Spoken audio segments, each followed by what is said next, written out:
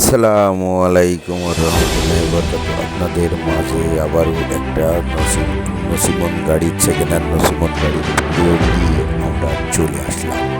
ভিডিওটি ভালো লাগলে লাইক কমেন্ট চ্যানেলটিকে সাবস্ক্রাইব করতে ভুলে যাবেন না।